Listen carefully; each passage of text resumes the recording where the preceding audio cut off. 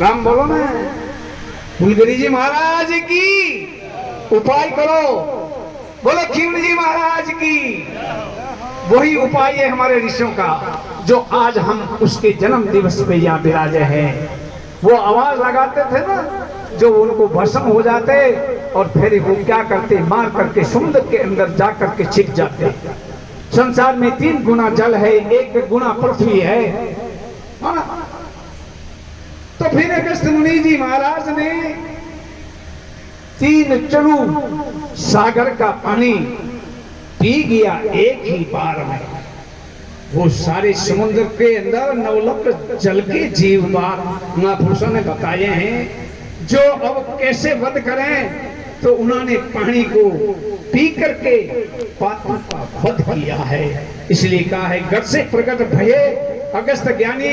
गत नाम गरे का भी है, उनकी उत्पत्ति गरे से भी बताई है, और आपका भी ये जीता जागता भी गत है ना। तो गत से प्रकट भये अगस्त ज्ञानी, सत्संग की महिमा को जानी। 3 चलू सागर का पानी, इस 3 चलू के अंदर हमारे महापुरुष आध्यात्मिक निर्गुण सिद्धगुण में भी आप समझ जाएंगे। तो 3 चलू सागर का पानी पी गया एक ही बार में, जरा जस जगत में छाया सत्संग कोई बड़ी भागी जन। बोलो खीवनी जी महाराज की।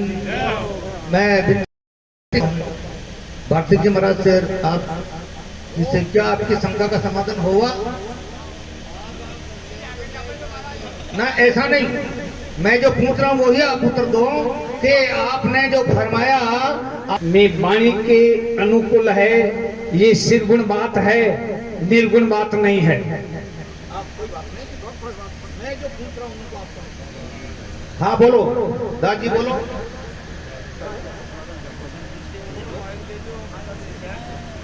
भाई आपने भी इस बात को सही है, अच्छी बात है।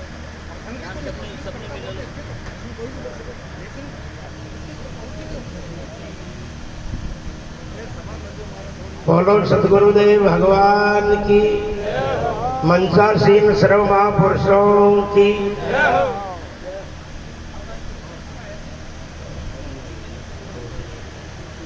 हमारे धर्म, हमारे सनातन धर्म साहित्य के अंतर्गत जो भी महापुरुषों का उपदेश है, व्याख्यान कथन है, वो 3 सिद्धांत को लेकर के रोचकवाद, भयानकवाद और यथार्थवाद। इन 3 सिद्धांत के अंतर्गत ही अपने सनातन धर्म के सर्व साहित्य है। वेद पुराण उपनिषद इत्यादि सब शास्त्र इन 3 सिद्धांत के अंतर्गत है। तो जैसे भागवत कहती है वेदोक्त में पुरमाणो निस्वंग और प्रीतिश्वरे निष्कर्म्यो सिद्धि रोचनार्थ फलश्रुति, यानी रोचकवाद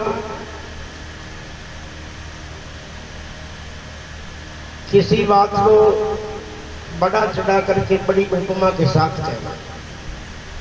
जैसे कोई कंपनी की गाड़ी चाहे एवरेज लीटर पेट्रोल में, कोई मोटरसाइकिल भले ही 50 का एवरेज दे रही है, मगर कंपनी ने कह दिया कि इसका माइलेज 70 का है, तो उनका अर्थ क्या, ग्राहकों को बढ़ाना। वो चाहे सिद्धांत में वैसी बात मत हो, मगर किसी रोचकवाद के व्याख्यान को सुनकर के उससे पुण्य कर्मों की ओर, उन भक्ति साधना की ओर, सत्कर्मों की ओर प्राणी की प्रवृत्ति हो, ये रोचकवाद कि स्वर्ग मिलेगा, वैकुंठ मिलेंगे, वो पार्षद आएंगे वहां ले जाएंगे। और भयानकवाद डरा करके अज्ञानी जीवों को कुकर्मों की ओर से मोड़ना।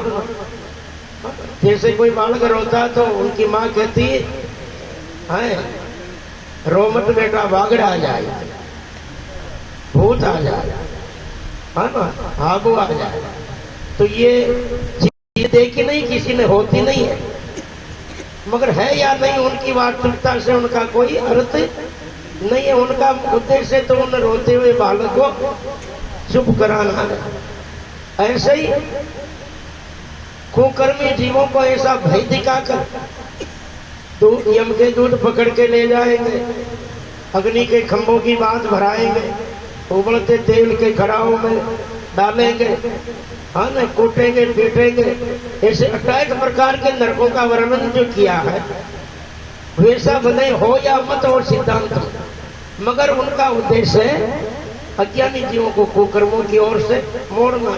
और यथार्थ सिद्धांत तो केवल वेदांत का है, जो क्यों का क्यों वास्तविक और खरा सत्य है, जिसमें कोई दूसरी लीपा पोती है ही नहीं। तो मुख्य प्रश्न था कि क्या अगस्त मुनि समुद्र का एक बार में सारा जल पी गए थे? हाँ, 3 चुलों में वहां लाइन का भाव भी बदल गया।